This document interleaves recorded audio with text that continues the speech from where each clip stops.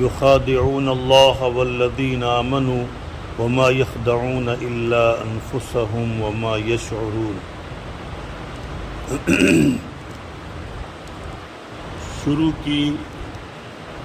آیتوں 5 آیتوں میں ان لوگوں کا تذکرہ گزرا ہے کہ جن لوگوں نے اسے ہدایت کے طریقے کو قبول کیا اور اس پر عمل کیا، اور اس کے بعد پھر باقی 15 آیتوں میں اس کے بعد کی 15 آیتوں میں ان لوگوں کا تذکرہ ہے کہ جن لوگوں نے اللہ کی طرف سے آنے والے ہدایت نامہ اور صراط مستقیم کو قبول کرنے، اس پر عمل کرنے سے انکار کر دیا۔ اب ان انکار کرنے والوں کی 2 جماعتیں، ایک جماعت انکار کرنے والوں کی وہ ہے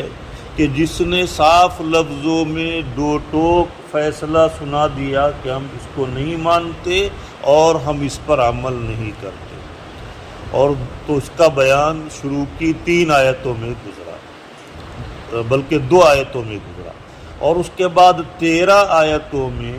ان لوگوں کا تذکرہ آ رہا ہے کہ جو ظاہر تو یہ کرتے تھے کہ ہم ایمان لے آئے اور دل سے وہ ایمان قبول نہیں کیے تھے بلکہ کافروں کے ساتھ تھے۔ ایسے لوگوں کو منافقین کہا جاتا ہے، جو دل سے تو ایمان قبول نہ کرے اور دل سے کچھ اور ظاہر، دل کے اندر کچھ اور ہو، شر ہو، اور ظاہر جو ہے خیر کو کر رہا ہو، تو ایسے لوگوں کو منافق کہا جاتا ہے۔ منافق کی 2 قسمیں ہیں، ایک ہے نفاق اعتقادی۔ نفاق کی 2 قسمیں ہیں، ایک ہے نفاق اعتقادی کہ دل سے وہ ایمان قبول نہ کرے، دل کے اندر کفر کو چھپائے ہوئے ہو اور ایمان والوں کے سامنے ایمان کا اظہار کرے کہ ہم ایمان قبول کر لیے ہیں، تو ایسے منافقین کو نفاق کو نفاق اعتقادی کہا جائے گا۔ اور ایسے منافقین نفاق اعتقادی والے کے بارے میں آیا ہے کہ ان قرآن کے اندر کہ ان المنافقین فی الدرک الاسفل من النار، کہ یہ منافق اعتقادی جو دل میں کفر کو چھپائے ہوئے ہیں اور ایمان والوں کے سامنے ایمان کا اظہار کر رہے ہیں، ایسے نفاق اعتقادی رکھنے والے جہنم کے سب سے نچلے طبقے میں ہوں گے اور سب سے سخت عذاب دیا جائے گا، اس وجہ سے کہ ان لوگوں سے ایمان کو، اسلام کو بہت زیادہ نقصان پہنچا ہے۔ یہ اسلام کو بہت زیادہ نقصان پہنچانے والے اور اسلام کے خلاف رات دن انتھک کوشش کرنے والے اور آستین کے سانپ ہیں۔ اسی وجہ سے ان لوگوں کے بارے میں کہا گیا کہ یہ لوگ جہنم کے سب سے ہولناک طبقے میں ہوں گے اور سب سے سخت عذاب ان کو دیا جائے گا۔ نفاق کی دوسری قسم ہے نفاق عملی۔ نفاق عملی کا مطلب یہ ہے کہ دل سے تو وہ ایمان قبول کیا ہے، لیکن یہ کہ جو ہے ایمان والوں کے سامنے خیر کی شکل کو ظاہر کرے اور دل میں ان کے خلاف بغاوت اور شر کو چھپائے ہوئے ہو کہ بھائی ان کے خلاف ہم کو یہ انتقامی کارروائی کرنا ہے، ایسا کرنا ہے، ویسا کرنا ہے۔ تو یہ نفاق عملی یہ بھی جو ہے بڑے گناہوں میں سے ہے، کبیرہ گناہوں میں سے ہے، اور اس کے اوپر بھی بہت سخت عذاب ہے، لیکن یہ کہ اس کو کافر نہیں کہا جائے گا اور یہ ایمان، اس پر سزا اس کو ملے گی اس بڑے گناہ کو، لیکن بہرحال وہ ایمان والوں میں ہی شمار اس کا ہوگا۔ قرآن کے اندر جو بیان کیا گیا ہے یہ نفاق پہلی قسم کے منافقین کا ہے، اور پہلی قسم کے منافقین کا بلکہ نفاق کا ظہور مکہ میں بالکل نہیں تھا۔ جب تک اللہ کے نبی صلی اللہ علیہ وسلم مکہ میں تھے، مکہ میں جو لوگ بھی ایمان قبول کرتے تھے وہ دل سے ہی ایمان قبول کرتے تھے، ہجرت کر کے جب مکہ سے مدینہ منورہ تشریف لائے اللہ کے نبی صلی اللہ علیہ وسلم اور آپ کے صحابہ کرام، تو انصار مدینہ نے بھرپور ساتھ دیا اور اب تک نفاق کا کچھ نام و نشان نہیں تھا۔ چنانچہ اوس اور خزرج کے قبیلہ جو وہاں جو ہے آباد تھے زیادہ تر، ان لوگوں میں سے اکثر لوگوں نے بھی ایمان والوں کا ابتداً خوب ساتھ دیا، خوب مدد کی۔ لیکن جب مدینہ کے اندر یہ اوس اور خزرج کے علاوہ یہود کے 3 قبیلے آباد تھے، بنو نذیر، بنو قینقاع اور بنو نذیر اور بنو قینقاع، اور ایک اور قبیلہ تھے یہود کے، تو یہ 3 قبیلے یہود کے آباد تھے۔ چنانچہ اللہ کے نبی صلی اللہ علیہ وسلم نے یہود کے کچھ قبیلے کو ان کی سرکشی کی بنا پر اور ان کی کچھ جو ہے مسلمانوں کے خلاف ہونے والی بغاوت اور سازش کی بنا پر مدینہ سے باہر نکال دیا۔ تو مدینہ سے باہر نکالنے کے بعد حضور پاک صلی اللہ علیہ وسلم کی ہجرت سے قبل عبداللہ ابن ابی رئیس المنافقین یہ قبیلہ خزرج کا یہ سردار تھا، اور اس کی سرداری اور قیادت میں اوس اور خزرج یہ دونوں قبیلے کے اوپر اس کی قیادت تھی۔ لیکن اللہ کے نبی صلی اللہ علیہ وسلم کی بعثت کے بعد اب اس کی سیادت اور قیادت ختم ہو گئی، تو اس نے جو ہے جب اس کے بعد، لیکن پھر بھی اب بھی وہ کچھ نہیں مسلمانوں کے خلاف کارروائی کیا۔ چنانچہ جب مسلمانوں کو غلبہ ہوتا گیا اور اس کے بعد غزوہ بدر کے اندر اللہ تعالیٰ نے مسلمانوں کو فتح یابی عطا فرمائی، اب یہ اندر سے اس کے انتقام کی اور سیادت کی آگ بھڑکنے لگی کہ بھئی یہ تو پورے مدینہ میں غالب آ جائے گا، پھر ہماری سیادت اور قیادت ختم ہو جائے گی۔ تو اوس اور خزرج کے کچھ لوگوں کو ورغلا کر اس نے مسلمانوں کے خلاف جو ہے بغاوت کرتے ہوئے ایک جو ہے جماعت تیار کر لیا، اور اس جماعت کے ساتھ اس نے آپس میں سمجھوتا کر لیا، معاہدہ کر لیا کہ ہم سب جو ہے مسلمانوں کے سامنے جا کر کے اسلام کے اظہار پر واقع جو ہے شہادت پیش کریں گے کہ ہم لوگ سچے دل سے ایمان قبول کر چکے ہیں، لیکن اندرونی طور پر ان کو ختم کرنے کی پلاننگ اور اسکیم کرتے رہیں گے، اور اس کے لیے ہم یہود سے مل کر واقع جو ہے سازش اور کریں گے، پلاننگ کریں گے۔ چنانچہ اس کا بانی دراصل یہ عبداللہ ابن ابی رئیس المنافقین ہے، یہ جو ہے منافقین کی جماعت کا اصل بانی۔ چنانچہ اس کی باتوں میں آ کر بہت سے بھولے بالے مسلمان بھی اس کی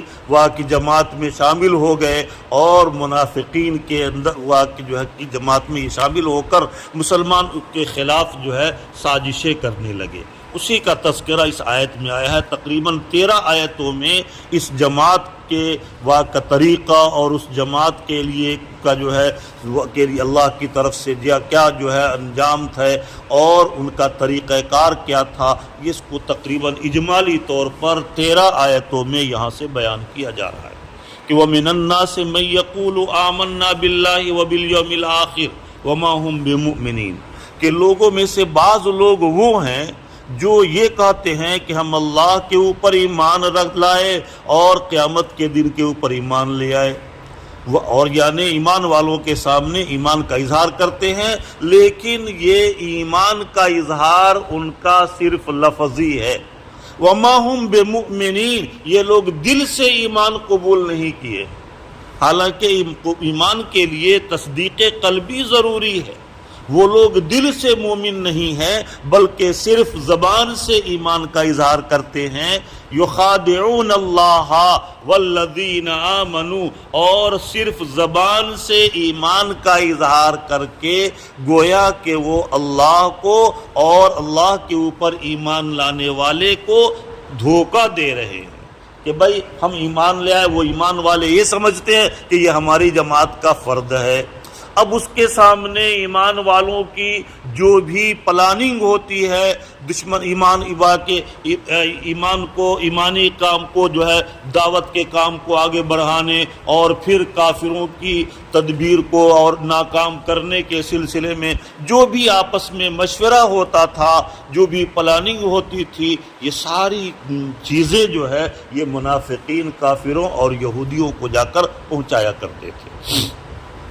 تو فرما رہے ہیں کہ وہ لوگ جو ہے گویا کہ اللہ اور اس کے رسول کو ایمان کا اظہار کر کے دھوکہ دے رہے ہیں کہ ایمان والے اس کو اپنی جماعت کا فرد سمجھ کر اس سے کچھ پرہیز اور احتیاط نہیں کرتے اور اس کے خلاف کوئی اقدام نہیں کرتے، اور واقع جو ہے اندر سے یہ کافروں کی جماعت میں ہے تاکہ جو ہے وہ کافروں کو بھی ایمان والوں کی بات کو پہنچاتے ہیں۔ وَمَا يَخْدَعُونَ إِلَّا أَنفُسَهُمْ وَمَا يَشْعُرُونَ، لیکن یہ ایمان والوں کو اور اللہ کو کیا دھوکہ دیں گے؟ یہ دھوکہ خود اپنی ذات کو دے رہے ہیں کہ اپنے لیے جہنم کی آگ تیار کر رہے ہیں، اپنے لیے جہنم کا ایندھن تیار کر رہے ہیں۔ تو یہ ایمان والوں کو گرچہ بظاہر ایمان والوں کو دھوکہ دے رہے ہیں، لیکن وما یخدعون الا انفسهم، وہ تو اپنے آپ کو ہی دھوکہ دے رہے ہیں۔ وما یشعرون، لیکن ان کو اس کا احساس نہیں ہو رہا ہے کہ اس دھوکہ دہی کا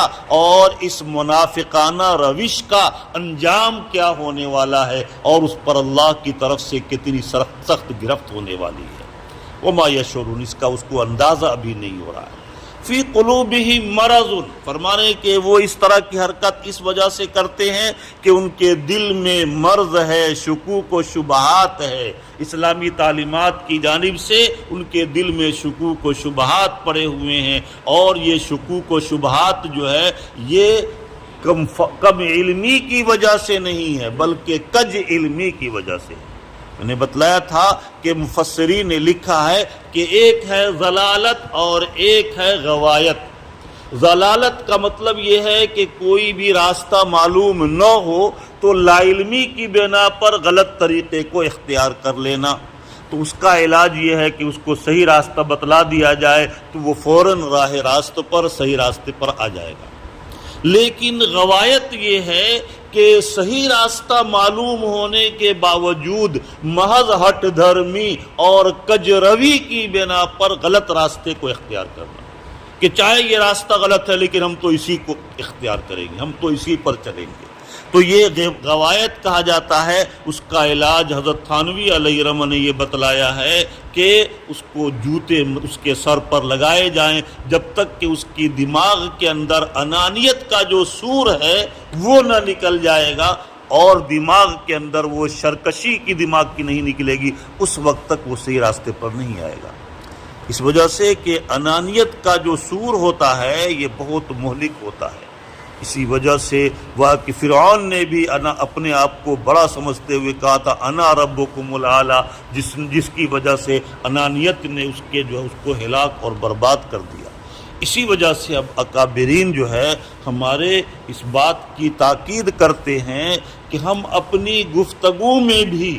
جب اپنے بھائیوں کے ساتھ، اپنے ہم مجلسوں کے ساتھ، اپنے گھر والوں کے ساتھ گفتگو کریں تو گفتگو کے اندر بھی انا کا لفظ استعمال نہ کریں، ایسا کوئی لفظ استعمال نہ کریں جس سے اپنی بڑائی کا اظہار ہو، میں ایسے کیا، میں فلاں جگہ پر گیا اور میں نے ایسی گفتگو کی، اس کو پسند نہیں کرتے۔ ہم فلاں جگہ پر گئے تو ہماری ملاقات ایسے صاحب سے ہوئی اور ہم نے اس طرح سے ان سے بات، انہوں نے مجھ سے پوچھا، ہم نے اس طرح سے جواب دیا، یعنی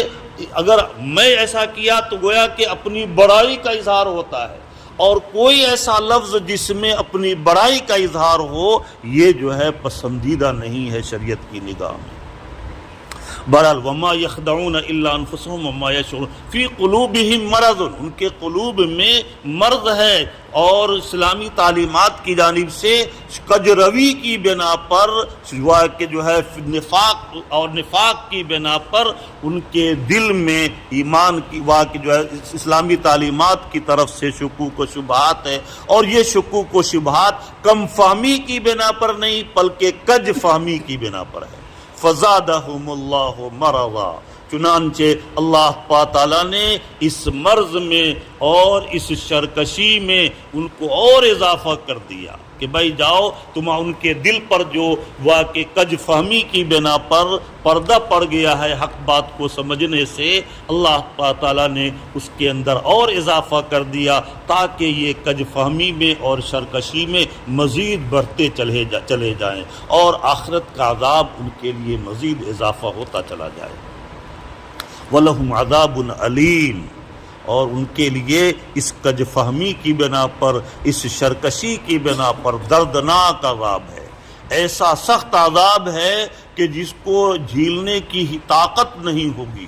اور ہمیشہ واقع جو ہے پریشانی اور مشقت میں اس عذاب کے اندر رہیں گے۔ کیوں؟ بما کانوا یکذبون، یہ اس تکذیب کی وجہ سے حق بات ان کے سامنے واضح اور ظاہر طور پر پیش کیا گیا، لیکن اس نے کج فہمی کی بنا پر اور سرکشی کی بنا پر اس کو جھٹلایا، اس کا انکار کیا، لہذا ان کے تکذیب، ان کے انکار اور ان کے جھٹلانے کی وجہ سے اللہ تعالیٰ نے ان کے لیے آخرت کے سخت عذاب کا فیصلہ کر دیا ہے۔ لہذا وہ کبھی بھی ان کو ایمان کی توفیق نہیں ہوگی، ان کے قلب پر مہر لگ جانے کی وجہ سے، ان کے قلب پر سرکشی اور گمراہی کا تھپا لگ جانے کی وجہ سے۔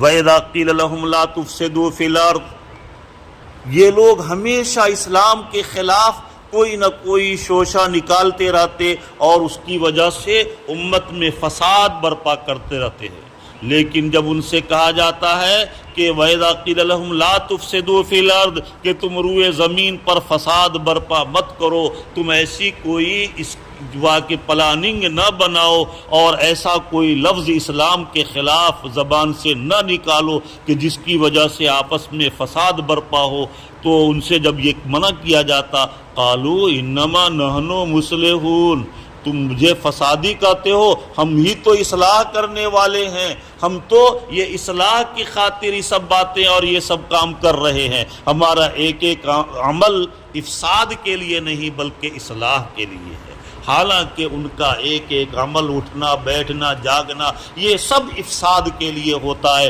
اور رات دن ان کی پلاننگ اسی لیے یہ ہوتی ہے کہ کس طرح سے زیادہ ایمان والوں کو اور اسلام کا نقصان پہنچایا جائے، کون سی ایسی تدبیر اختیار کی جائے جس میں زیادہ نقصان ہو۔ قالوا انما نحن مصلحون، لیکن وہ اسی افساد کا نام اصلاح واقع سے دیتے ہیں، اصلاح سے لیتے ہیں اور کہتے ہیں ہم ہی لوگ تو اصلاح کرنے والے۔ الا انہم هم المفسدون، اللہ تعالیٰ فرماتے ہیں بھائی تم لوگ چوکنا رہو، ہوشیار رہو، یہی لوگ فساد برپا کرنے والے ہیں، اور اپنے آپ کو جو فساد برپا کرنے والا ہوتا ہے وہ کبھی یہ نہیں کہتا کہ ہم نے فساد برپا کیا ہے، بلکہ ان کے ذہن و دماغ کو اور ان کی عقل پر ایسا پردہ ڈال دیا جاتا ہے کہ وہ فساد کو ہی اصلاح سے تعبیر کرتا ہے، اور وہ یہ سمجھتا ہے اسی برے عمل کو اچھا عمل سمجھتا ہے۔ اللہ تعالیٰ فرماتے ہیں الا، یاد رکھو، کان کھول کر سن لو اے ایمان والو، انہم هم المفسدون، یہی منافقین کی جماعت جو ہے وہ فساد برپا کرنے والی ہے، ولکن لا یشعرون، لیکن ان کو اس کا احساس نہیں ہے، دل پر پردہ پڑ جانے کی وجہ سے حق اور باطل کے اندر امتیاز کی صلاحیت اس کی ختم ہو چکی ہے، اسی وجہ سے وہ فساد کو صلاح سے تعبیر کر رہے ہیں، ورنہ حقیقتاً یہ لوگ مفسد ہیں، وَلَكِنْ لَا يَشْعُرُونَ، لیکن ان کو اس کا احساس نہیں۔ وَإِذَا قِيلَ لَهُمْ آمِنُوا كَمَا آمَنَ النَّاسِ، اور جب ان منافقین سے کہا جاتا ہے کہ بھئی تم لوگ بھی ایمان لے آؤ جیسا کہ دوسرے ایمان والے سچے دل سے ایمان قبول کر چکے ہیں، زبان کے اقرار کے ساتھ ساتھ تصدیق قلبی بھی کر چکے ہیں، تم لوگ بھی تصدیق قلبی کے ساتھ سچے دل سے ایمان قبول کر لو، تو وہ لوگ کہتے ہیں قالوا انؤمن کما آمن السفہاء، کہ کیا جس طرح سے یہ گھٹیا قسم کے بیوقوف لوگ، یعنی ایمان والوں کو وہ لوگ گھٹیا اور بیوقوف لوگ سمجھتے تھے، تو کہتے تھے کہ یہ منافقین کہ کیا ہم لوگ اس طرح سے ایمان لے آئے ہیں جیسا کہ یہ بیوقوف لوگ، گھٹیا قسم کے لوگ ایمان لے آئے ہیں۔ الا انہم هم السفہاء۔ اللہ تعالیٰ فرماتے ہیں کہ یاد رکھو جو ایمان والوں کو، سچے کامل ایمان والوں کو جو بیوقوف اور گھٹیا سمجھتے ہیں، یہ خود گھٹیا اور بیوقوف ہیں۔ ان کی عقل پر پردہ پڑا ہوا ہے، جس کی وجہ سے گویا کہ ان کو جو ہے حق بات سمجھ میں نہیں آ رہا ہے۔ حق بات کو سمجھنے سے ان کی عقل پر پردہ ڈال دیا گیا۔ الا انہم السفہاء، یاد رکھو وہی لوگ بیوقوف ہیں، وہی لوگ گھٹیا ہیں، ولکن لا یعلمون، لیکن وہ اس کی حقیقت کو جانتے نہیں ہے کہ ایمان کہتے ہیں کس کو، اور ایمان والوں کا اللہ کے ہاں مقام اور مرتبہ کیا ہے وہ اس بات سے ناواقف ہیں۔ اسی وجہ سے وہ گایا کہ جو ہے اپنی سرکشی میں بڑھے جا رہے ہیں، اور وہ سرکشی کے جو ہے کام کو ہی وہ فساد کا کام سمجھتے ہیں اور اس کو اچھا کام سمجھتے ہیں۔ چنانچہ کفر کی اور اسی طریقے سے بدعات کی نحوست علماء نے لکھا ہے کہ اس کے سامنے اس کی جو ہے شناعت و قباحت اس کے دل سے نکال دی جاتی ہے۔ وہ اپنے اس عمل کو اچھا سمجھتا ہے، جیسا کہ غلاظت اور نجاست کے اوپر بہترین خوبصورت سا چاندی کا ورق لگا دیا جائے تو اوپر سے وہ دیکھنے میں بڑا خوشنما معلوم ہوتا ہے، اور اوپر سے ہر ایک شخص دیکھ کر کے یہ سمجھتا ہے کہ اندر بہترین مٹھائی ہوگی، حالانکہ اندر غلاظت اور وہ کہ جو ہے لیٹرین وغیرہ کی غلاظت اس میں اندر بھری ہوئی ہوتی ہے۔ یہی حال ان منافقین اور ان کفار کے اعمال کا ہے کہ وہ اپنے اعمال کو دیکھ کر یہ سمجھتے ہیں کہ یہی ہمارے لیے کہ جو ہے نجات دینے والا، یہی عمل ہمارے نزدیک یہی عمل اچھا ہے اور سب سے اچھا ہے، اور دوسرے تمام لوگوں کا عمل جو ہے وہ واقعی خراب ہے۔ تو اپنے عمل کو وہ اچھا سمجھتے ہیں اور اس عمل کی شناعت و قباحت اس کے دل سے نکال دی جاتی ہے۔ فرما رہے ہیں کہ اور اچھائی اس کے سامنے ظاہر کر دی جاتی، جس کی وجہ سے اس کو توبہ کی توفیق نہیں ملتی، توبہ کی توفیق سلب ہو جاتی ہے۔ چنانچہ بدعات کی بھی یہی نحوست علماء نے لکھا ہے کہ بدعات کے ارتکاب کی وجہ سے انسان اس کی شناعت و قباحت اس کے دل سے نکال دی جاتی، اور پھر اس بدعت کے کام سے توبہ کی توفیق نہیں ملتی، اور اخیر وقت تک انہی بدعات اور خرافات میں مبتلا ہو کر اسی پر وقت وہ کہ خاتمہ ہوتا ہے، اور پھر وہ کہ جہنم کی آگ کا ایندھن بن جاتا ہے۔ اللہ تعالی ہم سب کی حفاظت فرمائے۔ فرما رہے ہیں کہ وَإِذَا لَقُوا الَّذِينَ آمَنُوا وَلَٰكِن لَّا يَعْلَمُونَ وَإِذَا لَقُوا الَّذِينَ آمَنُوا قَالُوا آمَنَّا، لیکن ایمان والوں کی جماعت کے ساتھ، ایمان والوں کے جو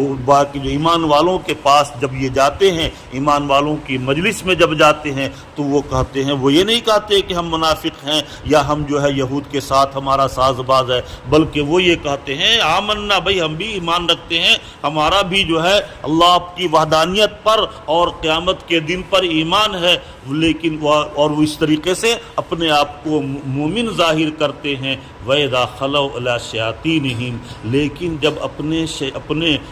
اپنے جو ہے شیاطین کے پاس، شیاطین سے مراد اپنے قوم کے سرگنا کے پاس اور یہودیوں کے پاس، کفار کے پاس، جب جو اسلام کے اور مسلمانوں کے خلاف ہیں، ایسے شیاطین جو دشمنان اسلام ہیں، ان کے پاس جب جاتے ہیں تنہائی میں، قالوا انا معکم، تو ان کے سامنے یہ کہتے ہیں کہ ہم تو تمہارے ساتھ ہیں، تمہاری جماعت کا ہم فرد ہیں، انما نحن مستہزئون، ہم تو ایمان والوں کا مذاق اڑانے کے لیے، ایمان والوں کے راز کی بات معلوم کرنے کے لیے ان کے ساتھ ہم چلے گئے تھے، اور کبھی ان کے ساتھ جب بھی جاتے ہیں تو صرف ان کی راز کی بات کو معلوم کرنے کے لیے، ان کو بیوقوف بنانے کے لیے کہ بھائی وہ بھی اپنی جماعت کا فرد ہم کو شمار کریں اور ہم سے کسی بات پر کو اخفا میں نہ رکھیں، ہم سے راز کی بات کو چھپائیں نہیں اور ہمارے سامنے ہر راز کی بات کو ظاہر کر دیں۔ اس طرح سے ان کی راز کی بات کو معلوم کرنے کے لیے، ان کو بیوقوف بنانے کے لیے، ان کا مذاق اڑانے کے لیے ہم ان کے ساتھ چلے گئے تھے۔ انما نحن مستہزئون، ہم تو ان کا مذاق اڑا رہے ہیں۔ اللہ یستہزئ بہم، چونکہ ان لوگوں نے، ان منافقین نے ایمان والوں کے خلاف اس اقدام کو استہزاء سے تعبیر کیا، اللہ تعالیٰ نے بھی اس کے جواب میں کہ جو ہے استہزاء کا لفظ استعمال فرمایا جواباً، کہ اللہ یستہزئ بہم، اللہ تعالیٰ بھی ان کا مذاق اڑا رہے ہیں، اللہ تعالیٰ ان کو ان کی نفاق میں، ان کے کفر میں، ان کی شرکشی میں ان کو ڈھیل دے رہے ہیں کہ چلو تم کو جتنی شرکشی کرنا ہے کرتے جاؤ۔ دیکھیے اللہ تعالیٰ اس دنیا میں گناہگاروں کو گناہ کی سزا، گناہ پر فوراً گرفت نہیں کرتے ہیں۔ اگر فوراً گرفت کرنا شروع کر دیں تو دنیا کے اندر کوئی ایک انسان بھی باقی نہ رہے، اس وجہ سے کہ کوئی انسان یہ دعویٰ کر سکتا ہے کہ ہم کبھی بھی کوئی گناہ نہیں کرتے۔ کل بنی آدم خطاؤن، خطاؤن یہ مبالغہ کا صیغہ ہے، مطلب یہ کہ بار بار انسان سے خطا اور گناہ کا صدور ہوتا ہی ہے۔ اگر ہر غلطی پر، ہر گناہ پر، ہر لغزش پر فوراً اللہ کی طرف سے گرفت آ جاتی تو کوئی ایک انسان بھی اس روئے زمین پر باقی نہیں رہتا۔ جیسے ہی گناہ کرتا فوراً اس کو اڑا دیا جاتا، شوٹ کر دیا جاتا، ختم۔ پھر دوسرا کو آدمی گناہ کرتا اس کو بھی ختم، کوئی باقی نہیں رہتا۔ اسی وجہ سے اللہ تعالیٰ نے گناہ اور جرموں کے اوپر فوری سزا نہیں مقرر کیا ہے، بلکہ سزا کے دن کو تک کے لیے اس کو گناہ کو مؤخر کر دیا ہے۔ بعض گناہ ایسا ہوتا ہے کہ جس کی سزا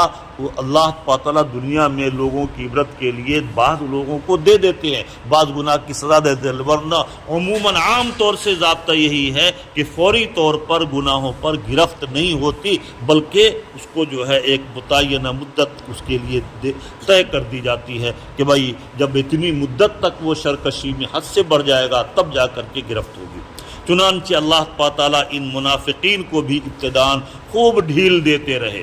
جیسا کہ بڑے بڑے شرکش اور نافرمان بندوں کو بھی جب ظلم و زیادتی کی انتہا کرتا ہے اس کے باوجود اللہ تعالیٰ اس کو ڈھیل دے رہے ہیں۔ یہ اسرائیل کو اللہ تعالیٰ ڈھیل دے رہے ہیں، امریکہ کو سب جو خوب ڈھیل دے رہے ہیں کہ بھائی تم کو جیسے کرنا ہے کرتے رہو، اور پھر جب اللہ کی طرف سے گرفت آئے گی، جب وہ اپنے لیے ہر دعا کے جو ہے اپنے لیے عذاب کے کسی تمام راستے کو کھول دیں گے اور کوئی پھر جو ہے واقع شرکشی میں حد سے زیادہ بڑھ جائیں گے، پھر اللہ کی طرف سے گرفت آئے گی۔ اسی کو بیان کر رہے ہیں کہ اللہ یستہزئ بہم، اللہ تعالیٰ بھی ان کا مذاق اڑا رہا ہے۔ مذاق کس طور پر کہ وہ ان کو جو ہے شرکشی میں خوب ڈھیل دیتے جا رہے ہیں، اور وہ سمجھتا ہے کہ بھئی ہمارا یہ کام اچھا ہے اسی وجہ سے گرفت نہیں ہوتی، اور اس کے بعد وہ اس کو اچھا سمجھ کر اور آگے بڑھتا چلا جا رہا ہے۔ وَيَمُدُّهُمْ، اور ان کو بڑھوتری دے رہا ہے، ان کو پھیلا رہا ہے، فی طغیانہم، ان کی شرکشی میں ان کو واقع جو ہے ڈھیل دے رہا ہے، فرمانے کہ اور وہ بڑھتا چلا جا رہا ہے اپنی شرکشی میں اللہ کی ڈھیل کی طرف سے، فرمانے یعمہون وَيَمُدُّهُمْ فِي طُغْيَانِهِمْ يَعْمَهُونَ، اور وہ اپنی شرکشی میں سرگردہ پھر رہا ہے، یعنی وہ اپنی وہ جو ہے اللہ کی طرف سے گرفت نہ ہونے کی بنا پر اس کو اچھا کام سمجھ کر مزید شرکشی میں آگے بڑھتا چلا جاتا ہے۔ تو اس طرح سے گویا کہ اللہ تعالیٰ ان کا مذاق اڑا رہے ہیں، اور پھر جب شرکشی میں حد سے زیادہ بڑھ جائے گا پھر اللہ کی طرف سے گرفت آئے گی، اور پھر ان کو سنبھلنے کا، جب اللہ کی طرف سے گرفت آئے گی سنبھلنے کا موقع نہیں ملے گا، اور اس وقت کی توبہ بھی قابل قبول نہیں ہوگی۔ اولئک الذین اشتروا الضلالۃ بالہدی، یہی لوگ ہیں جن لوگوں نے ضلالت اور گمراہی کو ہدایت کے بدلے میں خرید لیا ہے۔ دنیا میں وہ کہ جو ہے گمراہی کو اختیار کر کے ہدایت کے راستے کی طرف سے وہ جو ہے انہوں چشم پوشی کیا ہے، اور ہدایت اللہ تعالیٰ نے اس کے سامنے جو راہ ہدایت پیش کیا اور ان کی تعلیمات کے لیے انبیاء کو بھیجا، لیکن ان لوگوں نے ہدایت کو قبول کرنے کے بجائے ضلالت و گمراہی والے راستے کو اپنی کجروی کی بنا پر اختیار کر لیا ہے۔ فما ربحت تجارتہم، تو ان کی تجارت نفع بخش نہیں ہوئی، یہ دنیا جو ہے یہ جو ہے ایمان والوں کے لیے تجارت کی جگہ ہے۔ الدنیا مزرعۃ الآخرہ، یہ دنیا جو ہے یہ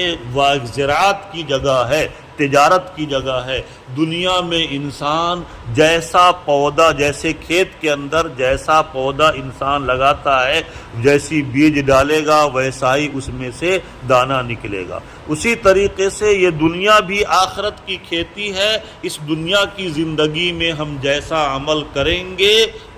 ویسا ہی پھل ہم کو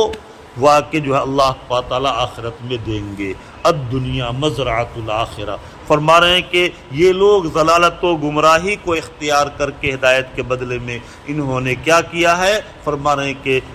نفع بخش تجارت کو چھوڑ کر اور نقصان والی تجارت کو اختیار کیا ہے۔ فما ربحت تجارتہم، تو ان کی تجارت نفع بخش نہیں ہوئی۔ وما کانوا مہتدین، اور ان کے قلوب پر کفر کی مہر لگ جانے کی وجہ سے وہ ہدایت کے راستے کو قبول بھی نہیں کر سکتے۔ ہدایت کی طرف سے ان کے قلب پر مہر لگائی جا چکی ہے، اور ان کو جو ان کے سامنے ضلالت اور گمراہی کے راستے کو ہی ان کی نگاہ میں اچھا بنا کر پیش کر دیا گیا ہے، جس کی وجہ سے ان کو مزید ہدایت کی توفیق نہیں ہو سکتی۔ فرما رہے ہیں کہ مثلہم کمثل الذی استوقد نارا فلما اضاءت ما حولہ ذهب اللہ بنورہم وترکہم فی ظلمات لا یبصرون۔ یہاں سے رہنے دیجیے۔ اللہ تعالی ہمیں اور آپ کو اپنی رضا اور محبت نصیب فرمائے۔ ماہ مبارک کے ماہ مبارک کی پورے طور پر قدردانی کی توفیق عطا فرمائے۔ رمضان کا سایہ یہ پورے سال ہوتا ہے۔ اکابین فرماتے ہیں، حضرت شیخ نور اللہ مرقدہ فرماتے تھے کہ جس کا رمضان صحیح طور سے گزر گیا پورا سال اس کا صحیح طور سے گزرے گا۔ اس وجہ سے اب ایک مہینہ انسان خوب اچھی طرح سے محنت کر لے اور رمضان کو وصول کر لے، انشاءاللہ پورا سال اس کا خیر میں اور طاعت میں گزرے گا۔ اور رمضان بھی اگر غفلت میں گزر گیا رمضان کا مہینہ، تو ایسے لوگوں کے حق میں اللہ کے نبی صلی اللہ علیہ وسلم نے بد دعا فرمائی ہے، اور اس بد دعا پر حضرت جبرائیل امین علیہ السلام نے آمین کہہ کر مہر لگا دی ہے کہ ہلاک ہو وہ شخص جس کے سامنے رمضان کا مبارک مہینہ آئے اور اس کے باوجود اس میں طاعت والے اعمال کر کے اپنی مغفرت نہ کرا لے۔ تو ایسے لوگوں کی ہلاکت کے لیے اللہ کے نبی صلی اللہ علیہ وسلم نے بد دعا دی ہے، اور اس بد دعا پر حضرت جبرائیل علیہ السلام نے آمین کہہ کر مہر لگا دی ہے۔ اس وجہ سے اللہ تعالی ہمیں اور آپ کو اس ماہ مبارک کی قدردانی کی توفیق عطا فرمائے، اپنی رضا اور محبت نصیب فرمائے۔